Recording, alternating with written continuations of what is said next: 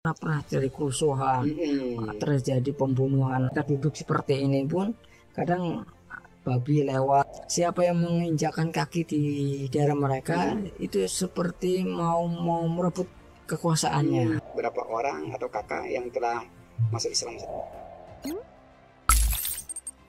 Bismillahirrahmanirrahim. Assalamualaikum warahmatullahi wabarakatuh. Waalaikumsalam. Sahabat leaders sekalian, alhamdulillah jumpa lagi di channel kesayangan kita, Style TV. Di awal tahun 2023 ini, alhamdulillah di studio kita ini telah datang seorang dai yang jauh-jauh dari pulau seberang, dari Halmahera, datang berkunjung ke studio kita untuk berbagi pengalaman beliau dalam hal dakwah di pedalaman, khususnya di suku Tugotil. Sebuah suku yang boleh dikata saat itu belum mengenal sama sekali tentang peradaban, jangankan peradaban Islam, bahkan peradaban manusia saja bisa dibilang ini sangat jauh. Soalnya menurut data yang kita dapat, kebiasaan-kebiasaan mereka sangat bertentangan dengan manusia-manusia peradaban modern. Misal, saat itu masih terjadi pernikahan seorang perempuan dengan dua laki-laki, bahkan boleh jadi satu di antaranya adalah anaknya sendiri. Dan dai kita ini, tamu kita kali ini, subhanallah, melalui pendekatan-pendekatan yang dia lakukan, beliau mampu mengambil hati dari suku Tugotil ini sehingga bisa beliau ajar, bisa beliau dakwahi, hingga akhirnya di antara mereka tercerahkan dan masuk Islam. Bahkan hingga saat ini ada beberapa dari anak dari suku Tugotil ini yang telah sekolah di Jawa, di beberapa pondok yang ada di Jawa, dan satu di antaranya menurut data terakhir sudah hafal 5 juzan. Nah, ini sebuah perkembangan yang sangat pesat dari awal komunitas ini, suku ini yang belum mengenal tentang peradaban manusia, dan saat ini sudah mu'alaf masuk Islam, bahkan di antara generasinya yang telah menuntut ilmu di Pulau Jawa dan memberikan hasil yang sangat signifikan. Kita sapa dulu Ustadz kita ini, yaitu Ustadz Nur Hadi. Assalamualaikum Ustadz. Waalaikumsalam warahmatullahi wabarakatuh. Sehat Ustadz? Alhamdulillah. Alhamdulillah. Kelihatan dari wajahnya cerah Iya. ya. Sudah berapa hari di Jawa Ustadz? Sudah hampir 2 minggu. Hampir 2 minggu Ustadz ya. Hampir 2 minggu. Alhamdulillah. Dalam rangka tadi itu ya, misi mengantarkan suku Tugotil, generasi muda suku Tugotil untuk menuntut ilmu Ustadz ya. Ya, mereka ingin belajar lebih lanjut tentang agama Islam. Sehingga kita carikan pondok-pondok yang siap menampung mereka untuk belajar agama Islam lebih lanjut, lebih dalam lagi. Masya Allah. Baik Ustadz, tadi seperti pembukaan saat kita akan ngobrol-ngobrol santai tentang jejak antum gitu ya. Jejak antum dalam berdakwah di pedalaman, di Halmahera, khususnya di pedalaman suku Tugotil. Ustadz, bisa diceritakan Ustaz, awal mula bagaimana hati akhirnya diri Ustaz akhirnya terdampar atau hijrah dari ke wilayah Halmahera. Sebab sebelumnya awalnya kamu sudah pernah dengar ada macam konflik-konflik di daerah timur. Cuma waktu itu juga kita kurang tahu di daerah mana yang terjadi konflik tersebut. Sehingga waktu ditawarkan ke Halmahera, kita menyanggupi saja. Ayo sudah kita datang ke sana.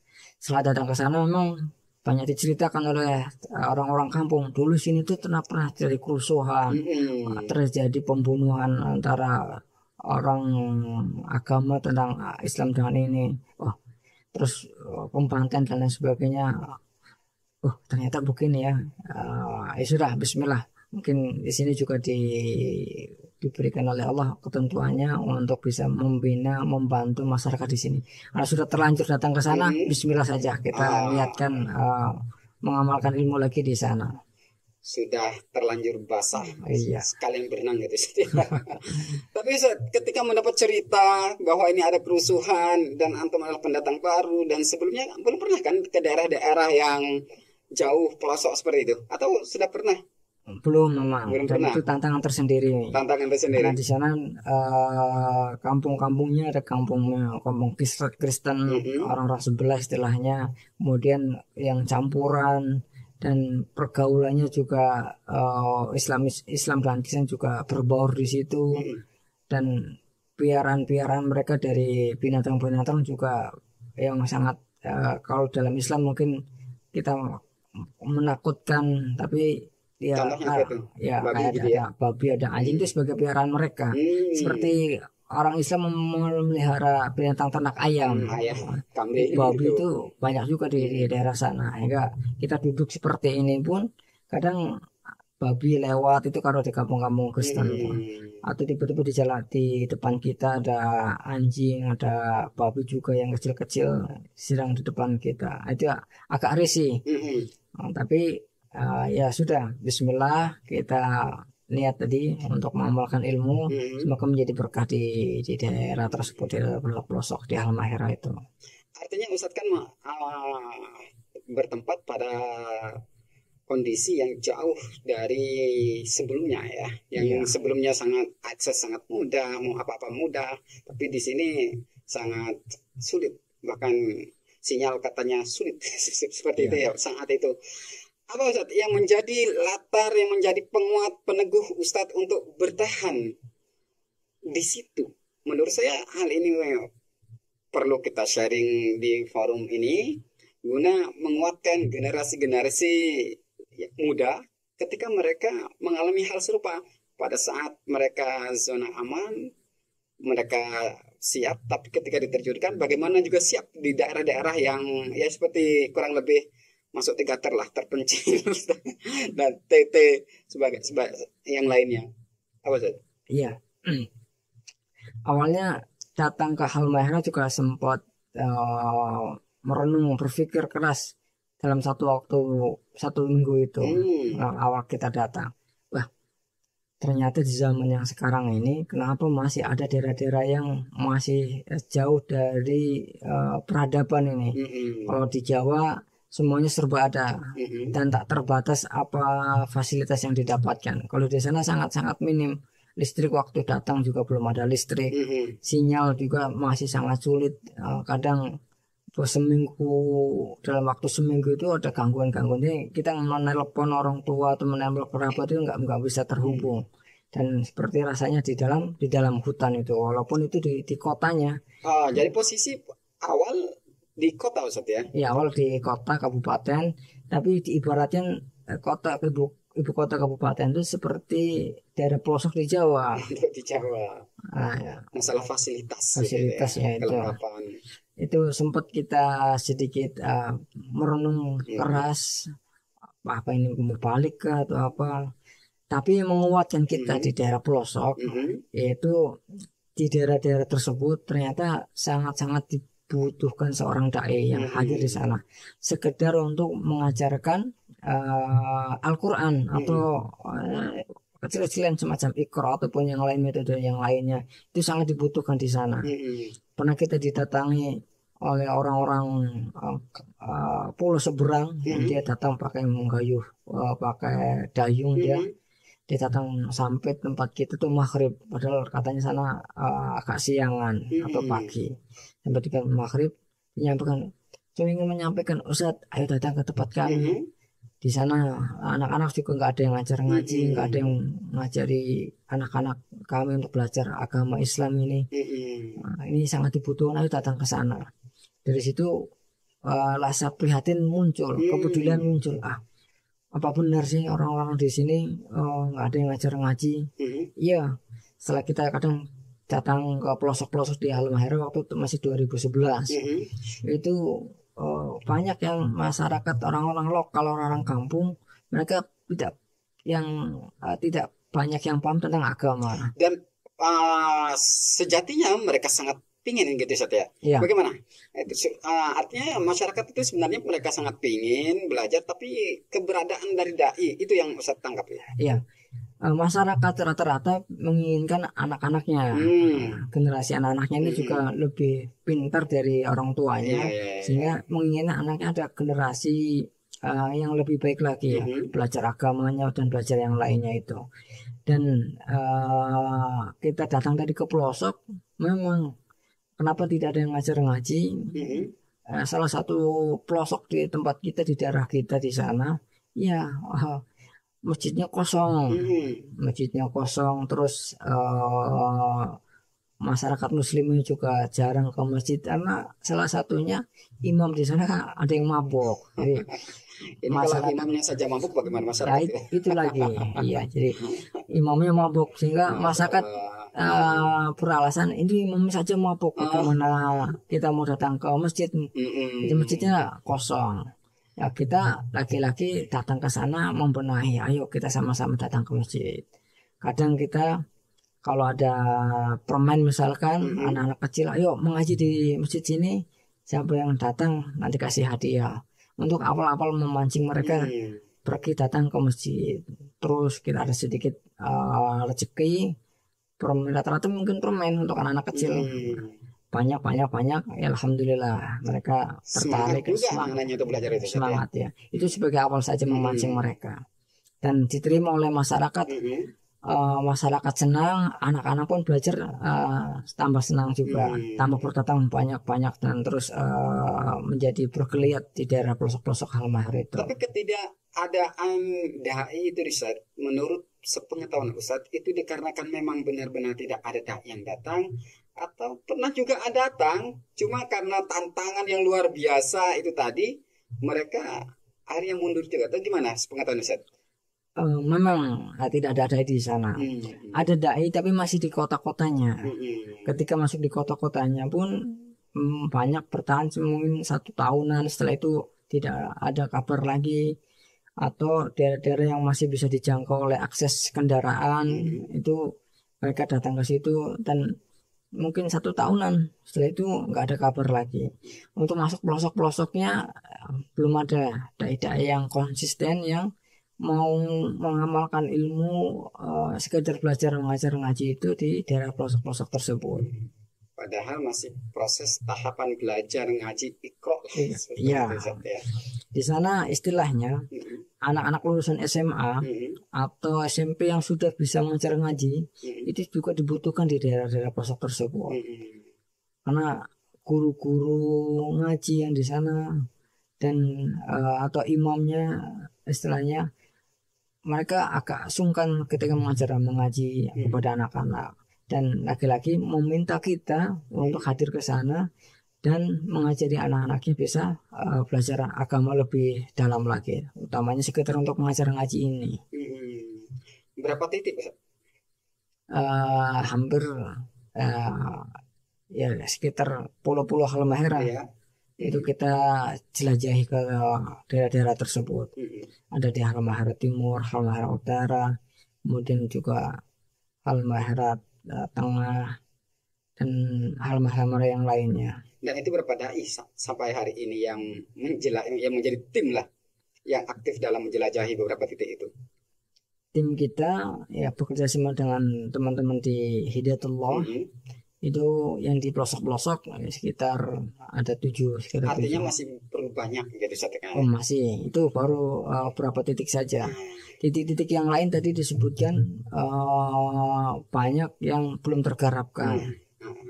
Dan itu butuh dai-dai yang siap terjun ke sana dan betul-betul sangat dibutuhkan. Termasuk dalam pengiriman dai anak-anak dari Halmahera khususnya Sekutu Kotil dalam rangka pemenuhan ini kebutuhan dai ini. Ya.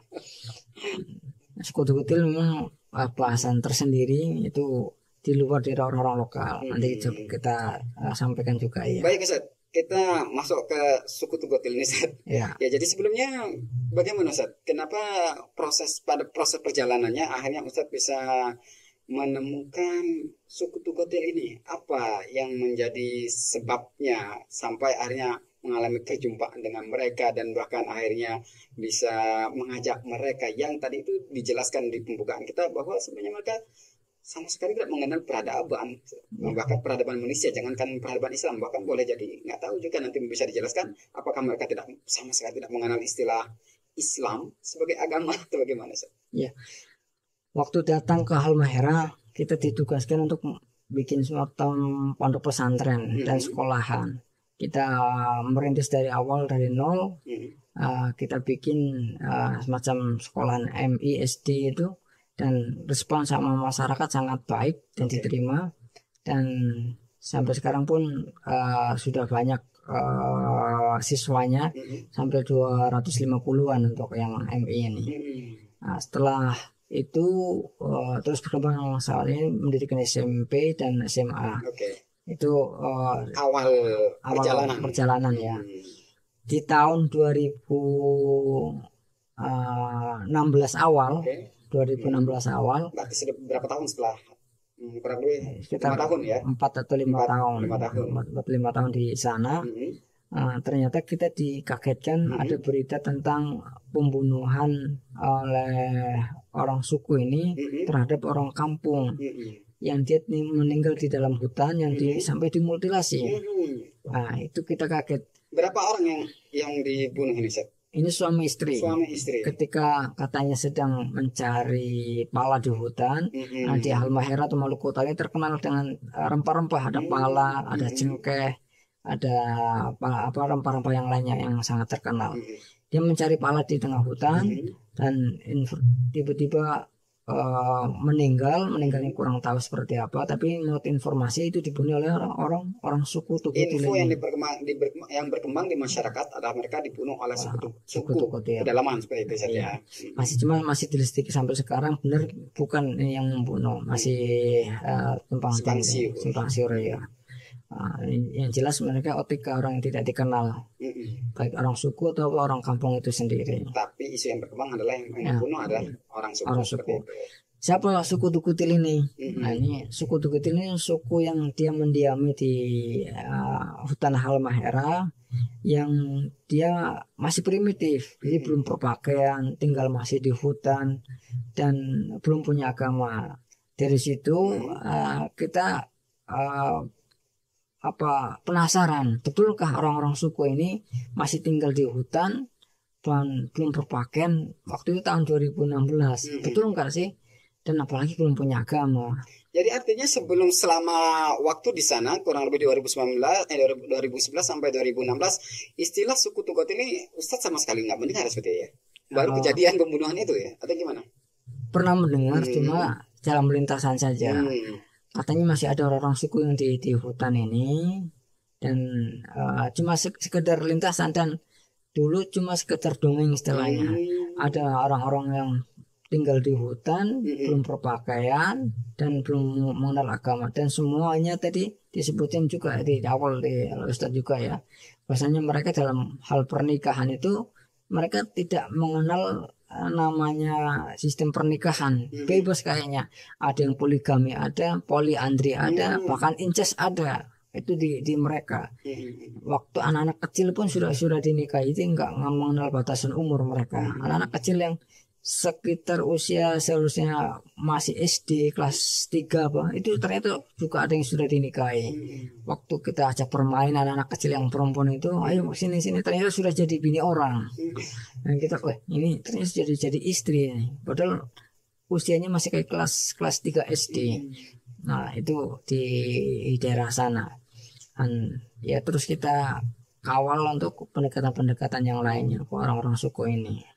Peristiwa 2016 itulah yang akhirnya mengatakan Ustadz untuk menggali informasi sebenarnya benar apa tidak ini ada suku Tugotil, dan benar itu yang menjadi pemantik gitu, menjadi peristiwa itu Ustadz ya. Iya. Kita ada rasa penasaran orang-orang suku ini di tahun yang 2016 waktu ya sudah seharusnya sudah tercukupi fasilitas dari seluruh pelosok negeri ini yang ada, mungkin listrik dan lain sebagainya itu seharusnya sudah ada. Ternyata masih ada zaman-zaman waktu itu orang-orang suku yang sampai sekarang nih Sampai sekarang pun yang 2023 ini ternyata juga masih ada orang suku yang masih tinggal di hutan, dan sebagian mereka masih yang belum berpakaian. Dan kita tahunya ketemu sama mereka secara langsung 2016 awal itu. Jadi bagaimana Ustaz, proses awal ketemu dari suku Tugotil ini? Ya, setelah kita penasaran mana sih orang-orang suku yang masih tinggal di hutan, kita kemudian cari-cari orang-orang kampung, mungkin yang pernah melihat orang-orang suku yang tinggal di hutan ini. Kita cari, pokoknya tanya ke sini suruh ke sana, tanya ke sini suruh ke sana. Nah, ternyata didapatkan. Sempat artinya repot juga, susah juga untuk mencari melacak awal mula melacak ini. Iya, sempat tanya kita beberapa sekitar hampir 1 mingguan untuk mencari.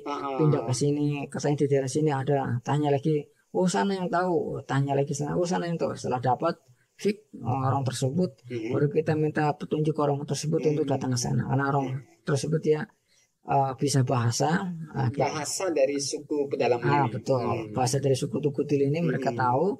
Kita coba minta kasih petunjuk di daerah mana sih orang suku ini. Tapi beliau bukan bagian dari suku Tugotil yang sudah moderat, gitu, bukan ya? Bukan, ya ini orang kampung ya. Orang kampung, orang lokal, orang kampung di sana yang minta kita sebagai petunjuk dan sebagai juru bahasa ke orang-orang suku ini. Dan yang tinggal di hutan. Dari situ orang kampung ini yang tadi kita minta itu, ternyata kita kasih jalan datang ke sana. Kita belum tahu jauhnya seberapa, cuma orang kampung tersebut nunjuk orang suku ini tinggal di mana, di sana.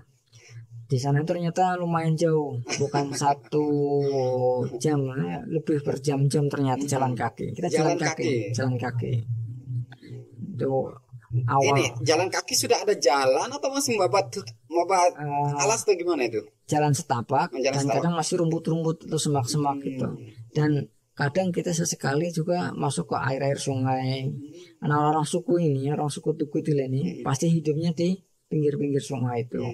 Mungkin air sebagai sumber kehidupan mereka. Sungainya masih jernih kalau sungainya. Ya. Jadi ketika sudah diantar sama oleh suku ini tadi, oleh orang kampung ini tadi. Dan misi utama untuk bertemu dengan suku pedalam ini itu langsung sukses atau bagaimana? Pada awal mulanya. Pada awalnya memang kita sempat 2-3 kali datang ke sana. Datang pertama kosong, tidak ada orang. Datang ke sana. Padahal sudah cukup jauh. Cukup jauh itu ya, perjalanan dari jam 9 pagi sampai sekitar hampir jam 3 sore. Tapi di lokasi ada jejak-jejak mereka, artinya entah bangunan kah atau apa seperti itu? Sudah kita tahu tempat orang suku, lokasi mereka, rumahnya sudah kita dapat. Rumah mereka. Cuma nggak ada penghuninya. Cuma orang suku tersebut ternyata hilang. Entah hilangnya mereka lari atau juga mengawasi kita kurang tahu. Tapi di situ bekas tanda-tanda kehidupan mereka masih ada. Iya, ada apa semacam tungku untuk masak mereka dan lain sebagainya. Jadi di situ pernah atau ditempati. Dari situ awal. Yang kedua datang lagi dan coba orang suku ternyata berpencar-pencar dan berkelompok-kelompok. Kita cari tempat-tempat yang lain lagi. Tempat-tempat lain ya alhamdulillah dapat dengan mereka, dan memang kita datang ke lokasi mereka yang banyak orang sukunya ini. Ternyata rumah-rumah mereka yang diceritakan oleh orang-orang betul. Iya, rumahnya cuma atapnya pakai daun. Dan itu kadang bolong-bolong. Atap daun mungkin bertahan 1-2 tahun atau nggak ada 1 tahun itu. Nanti bocor-bocor harus diganti. Mereka rumahnya masih atap daun dan tidak berdinding. Tidak berdinding. Anak-anak, orang tua dan tidur sama satu tempat itu, dan semacam panggung. Mungkin dari papan atau dari semacam rumah panggung ya. Dan itu tidak beralas, tidak berdinding itu rumah mereka. Dan sebagian waktu datang mereka belum berpakaian, anak-anak juga belum berpakaian, yang dewasa pun demikian. Iya, yang dewasa. Mereka di bagian organ tertentu baru yang mereka tutupi, bagian di di atasnya sama selainnya itu mereka kadang masih terbuka. Dan anak-anaknya juga tidak sekolah waktu itu sebelum pandemi kan. Dan pandemi kan anak-anak bebas masuk sekolah itu wajib untuk masuk sekolah maksudnya. Dan kita datang ke sana ternyata anak-anak usia sekolah berlarian di dalam hutan, anak kecil main-main lain-lain. Ini kita jadi prihatin kembali. Kenapa anak ini nggak sekolah dan orang-orangnya ini nggak berpakaian. Sempat kita lihat ada anak bayi yang dia baru lahir sekitar dua hari katanya dan masih merah-merah. Itu cuma kasih selimut daun talas. Nah itu yang kita jadi berarti ini. Kira-kira itu karena tidak ada kain atau memang itu sudah pola mereka atau tergali nggak di sana? Kemungkinan besar mereka memang tidak punya baju atau punya kain itu. Oh iya, tadi itu sama yang dewasa saja yang tidak berpakaian ya. Kemungkinan besar. Dari situ kita muncul kepedulian. Bagaimana kita membantu mereka ini. Di hutan ini kan kalau malam hujan angin apalagi itu pasti akan dingin, sehingga kita coba ada sedikit pakaian yang kita punya kita berikan ke mereka. Waktu itu memang sudah bawa Ustaz? Belum. Kita belum bawa, kita belum tahu, kita cuma ingin survei, ingin tahu keadaan sebenarnya benar apa tidak dan real keadaan itu bagaimana itu ya. Visi misi utama itu ya. Itu jalan kaki ya.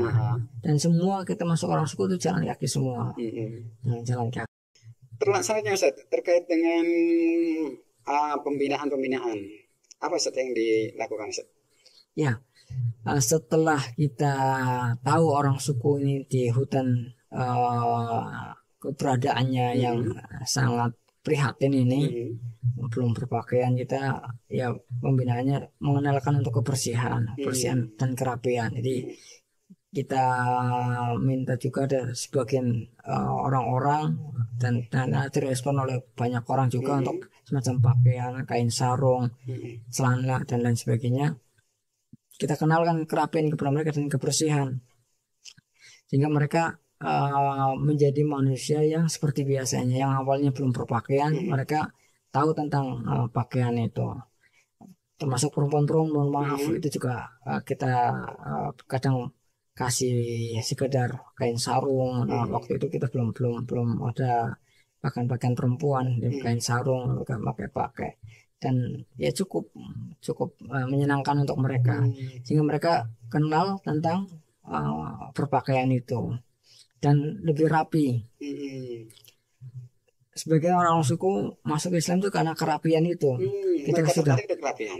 Ketika sudah mereka terlihat bagus dengan berpakaian, mereka ternyata senang. Islam bagus ya ini, seperti ini. Senang dikasih pakaian seperti ini, dan tambah rapi kita ini. Ayo. Merasa lebih nyaman ternyata ya di bagian itu. Walaupun waktu itu orang-orang suku kita sembarang bawa baju-bajunya. Baju-baju yang kita bawa itu karena sekedarnya kita bawa semuanya, yang kita nggak pilih-pilih. Ada baju SD, anak-anak SD ini ternyata dipakai mereka oleh orang-orang tua mereka. Ini anak mau sekolah apa orang tua ini. Itu awal-awalnya mungkin karena masih lugu. Dan awal-awal ketika mengenalkan pakaian juga ada semacam lugu juga mereka. Dikenalkan pakaian, untuk sorenya kadang mereka lepas, dikira seperti dedaunan gitu. Nah, piring ya. Mereka piring itu terbuat dari daun-daunan yang dianyam jadi semacam piring untuk mereka. Itu karena selesai pakai dibuang. Dikira sama. Baju juga dikira seperti itu awal-awal. Kita kenalkan lagi ini seperti ini untuk pakaian lebih hangat. Ternyata diterima oleh mereka. Tapi juga ada kelucuan juga. Pernah bawa ke kota orang-orang suku ini. Ada orang mau ngasih baju nih, ganti baju ya. dia ganti di situ padahal perempuan, dia buka semuanya. Itu anak. Jadi benar-benar terpotak gitu saat memang mereka Iya. belum mengenal tentang peradaban modern ya, Ya, jadi peradaban Islam. kita pembinaan kita itu untuk kebersihan, kerapian tadi. Yang kedua ya pembinaan untuk apa namanya pertanian. Nah, mereka belum mengenal mengenal pertanian yang lebih baik ya, seperti orang-orang Jawa ada pertanian macam-macam, tanaman-tanamannya macam-macam. Mereka di sana cuma mengandalkan apa yang di hutan. Jadi sebagian besar mereka itu nomaden awal-awalnya.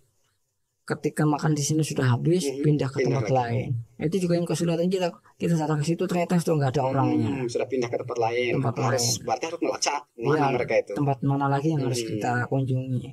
Tanya-tanya lagi, oh tempatnya di sini. Ketika di sini sudah habis, pindah lagi tempat-tempat lain seperti itu.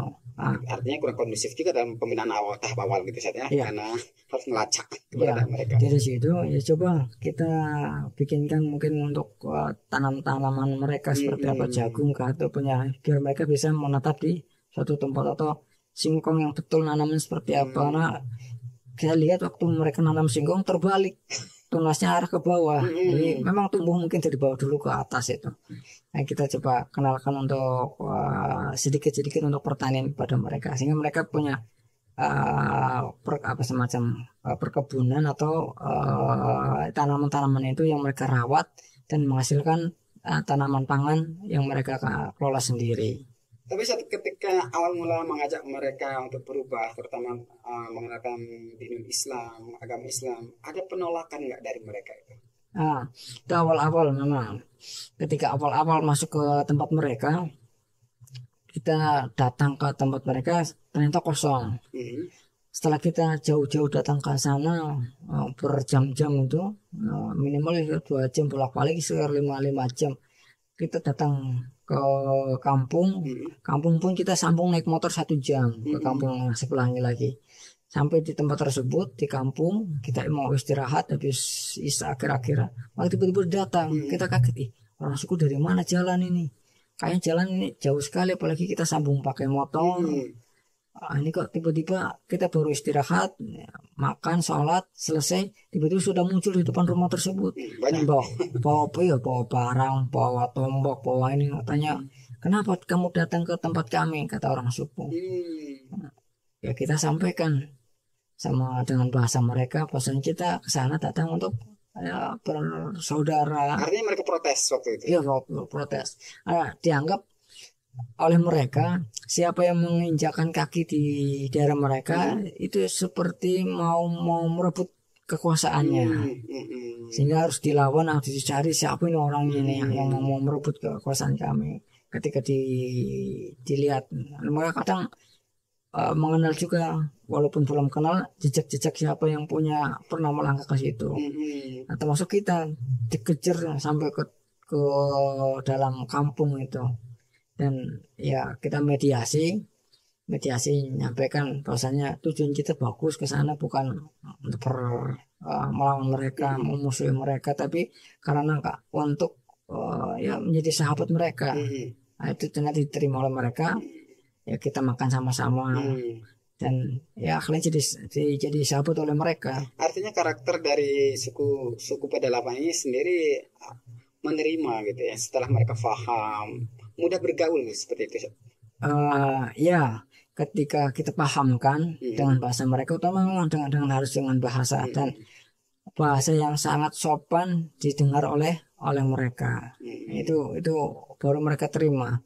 Kalau selain dengan bahasa mereka sedikit agak menjauh. Tapi dengan bahasa kita juga ikut belajar bahasa mereka, soalnya ya, mereka mau menerima keberadaan kita. Itu memang strategi dakwah Nabi juga ya, khotibina salah kuliahim seperti itu ya. Iya. Bahwa kalau ketemu dakwah ya seseorang sesuai dengan bahasa mereka, dan bahasa itu mereka, iya. Terbukti itu tadi Ustaz ya. Iya. Baik Ustaz, untuk saat ini Ustaz, dari awal mula perjumpaan, kemudian pembinaan, dan bahkan sampai mu'alaf seperti itu, sampai saat ini berapa orang atau kakak yang telah masuk Islam Ustaz? Ya perkiraan ya, data ini kita waktu itu masih kesulitan, kita mau mendata seperti apa. Kita bergerak sama teman-teman cuma Bismillah saja memang. Bismillah kita datang ke sana mau ya coba mengenalkan, utamanya tujuan kita untuk mengenalkan Islam karena mereka belum punya agama ya. Itu coba kenalkan kepada mereka, mereka mungkin tertarik kepada agama Islam dengan pendekatan berbagai pendekatan utama. Seperti itu. Ya, ada pendekatan utamanya dengan akhlak. Kita sampaikan akhlak. Mungkin ada juga kita sedikit ada bantuan untuk mereka, diterima oleh mereka dan mereka serasa senang untuk masuk Islam. Itu seperti itu. Jadi kalau kisaran ada berapa sih? Perlahan-perlahan ya, perlahan itu sekitar hampir 100-an ada. 100 orang. 100 orang maksudnya. Mulai anak-anak. Kalau anak-anak usia paling kecil yang masuk Islam, yang kena orang tuanya.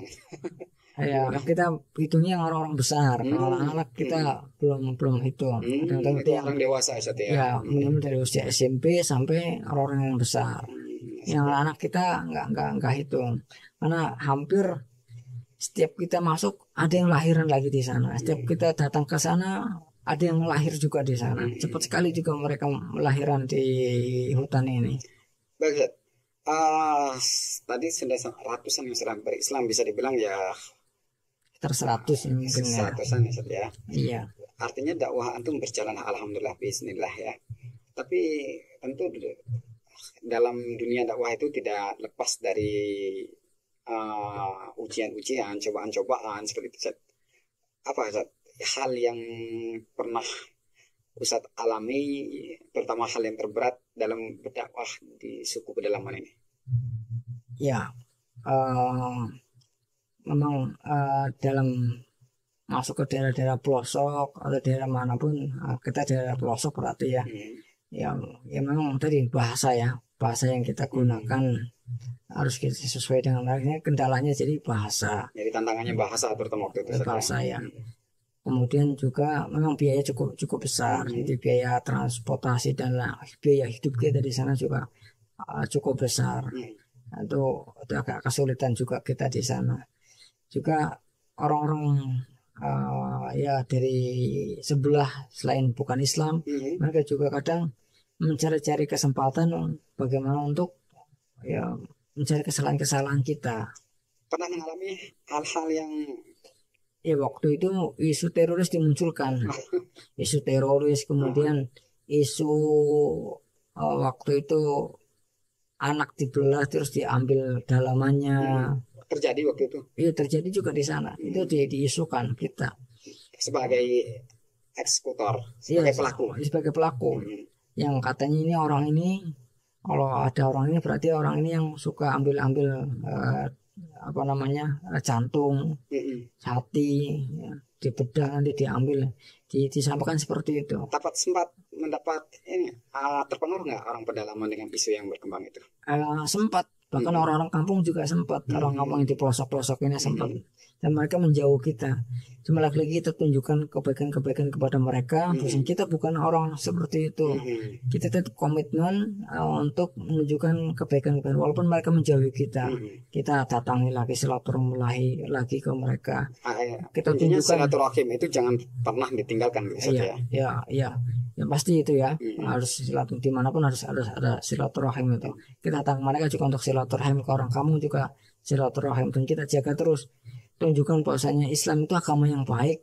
Kita tunjukkan dengan akhlak-akhlak yang baik sehingga mereka mengenal sendiri, oh Islam ternyata betul agama yang baik, dan pelan-pelan mereka yang mengenal Islam itu sendiri dan mau masuk Islam. Kalau tantangan itu hampir 3 tahun seperti itu, kita diisukan teroris dan lain sebagainya, sehingga sama orang suku kita bukan orang teroris. Ya kita ayo kalau 17-an ayo kita turun. Ya, kadang mereka sekitar 70 atau 90 orang ke dekat sungai yang di situ masih di hutan yang luas, baru kita laksanakan upacara 17-an. Kita juga cinta NKRI, bukan yang dianggap oleh mereka teroris yang anti NKRI. Bukan, kita tuh betul-betul cinta NKRI. Kita mengajari orang suku juga cinta kepada Indonesia ini. Tapi itu sekarang sudah damai semua ya? Alhamdulillah. Hubungan sudah akrab ya? Semuanya sudah tenang, sudah baik.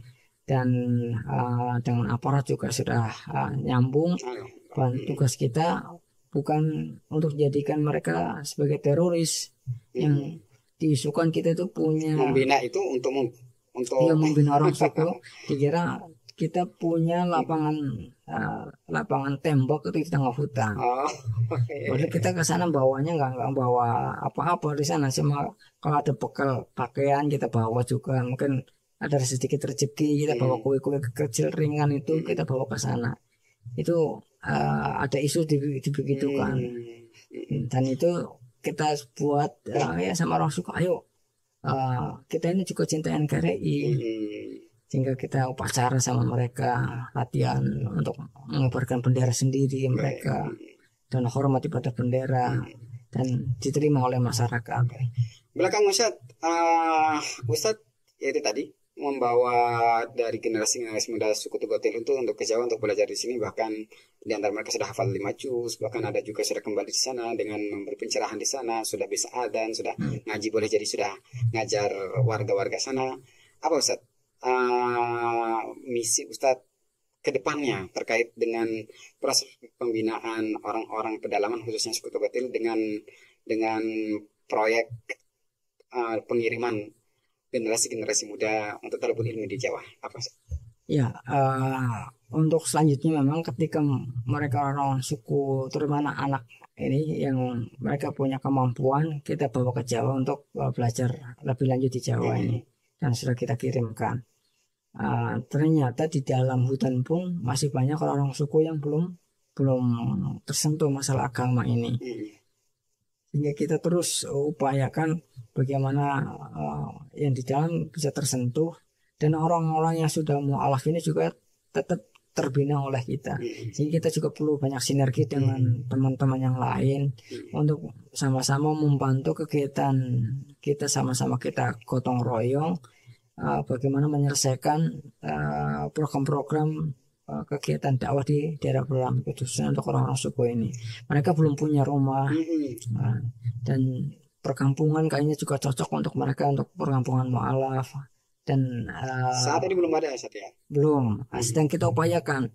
Makanya kita ingin sinergi dengan berbagai pihak yang lain supaya ini bisa cepat diselesaikan bersama.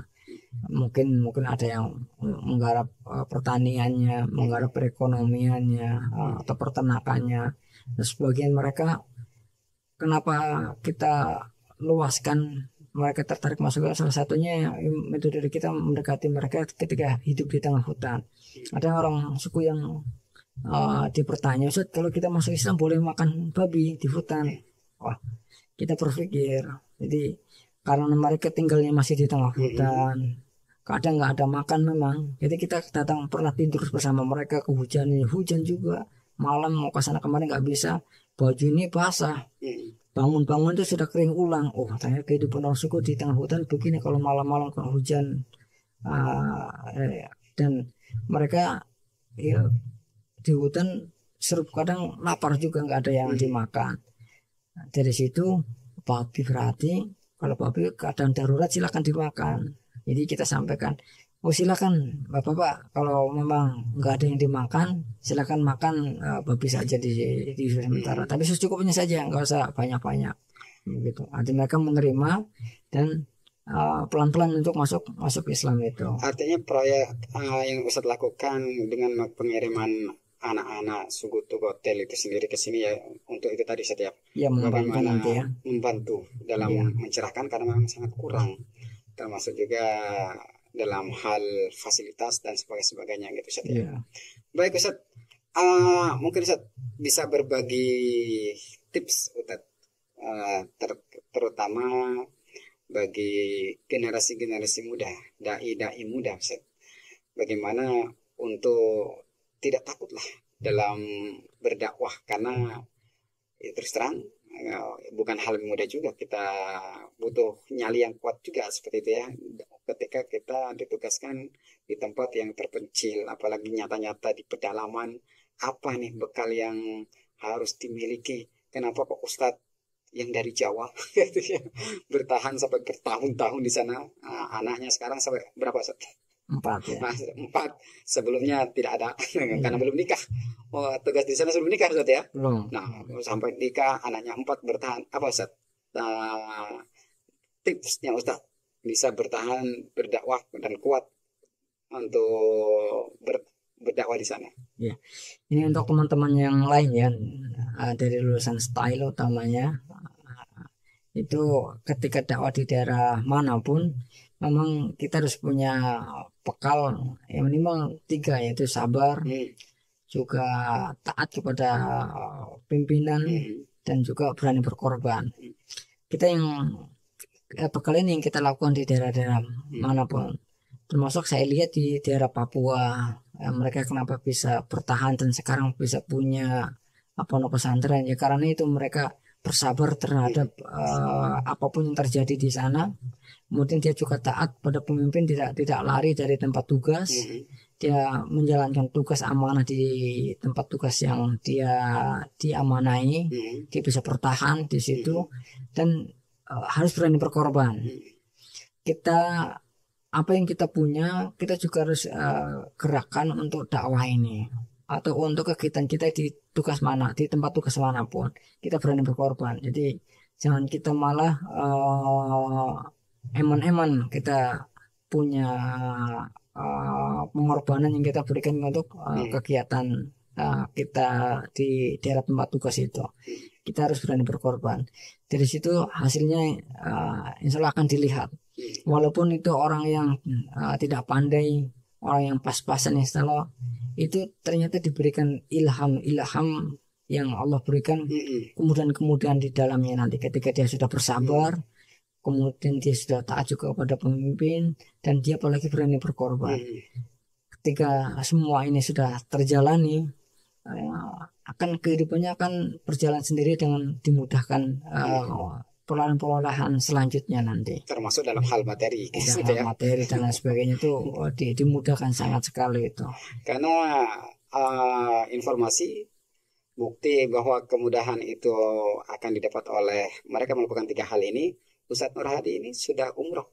Ya, berapa kali sudah umroh Ustaz?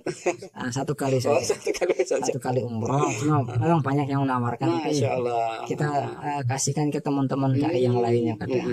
Ya, Ustaz sudah umroh. Bilang alhamdulillah sudah. Ini mungkin ada teman-teman lain yang ini kita kasihkan ke sini. Artinya dengan berdakwah di daerah pedalaman bukan berarti akhir dalam mendapatkan materi. Insya Allah akan dapat juga seperti itu ya. Tapi kuatkan dengan 3 hal itu tadi saja untuk menguatkan bekal kita. Kalau materi kita lihat kembali kepada orang suku. Orang suku itu dia di hutan tapi masih punya anak dan bisa besar-besar. Kalau itu hitungannya karena ketakutan materi gitu saja ya. Iya, maksudnya orang-orang suku masih juga bisa membesarkan anaknya dan punya rezeki sendiri-sendiri. Di hutan kan serba terbatas. Tidak seperti di kota. Di kota mungkin punya banyak makanan. Di sini pulang ke Jawa ini tuh lihat makan di mana-mana dan harganya pun murah-murah istilahnya dan mudah kita dapatkan di Jawa. Tapi kalau di kota di pedalaman atau di hutan ini mau makan ini harus dimasak dulu atau harus cari dulu, bahkan tahan lapar. Nah, tapi orang-orang suku di bisa hutan juga bertahan, bisa punya anak, ya anaknya besar-besar dan bisa tumbuh istilahnya mereka. Nah, ini kita jangan takut untuk masalah rezeki. Pasti dimanapun tempatnya akan diberikan rezeki. Nah, poinnya di situ Ustaz ya. Dimanapun kalau Ustaz Abdullah bilang Tuhan kamu di sini sama dengan Tuhan di sana. Baik Ustaz Naradi, terima kasih telah berbagi dengan kita di studio kita ini terkait dengan jejak perjalanan antum di Halmahera khususnya di suku Tugotil. Mudah-mudahan ini bisa menginspirasi bagi teman-teman, terutama teman-teman dai muda ketika mereka bertugas di daerah-daerah terpencil. Terima kasih kami ucapkan dan akhirul kalam aku lakum. Assalamualaikum warahmatullahi wabarakatuh.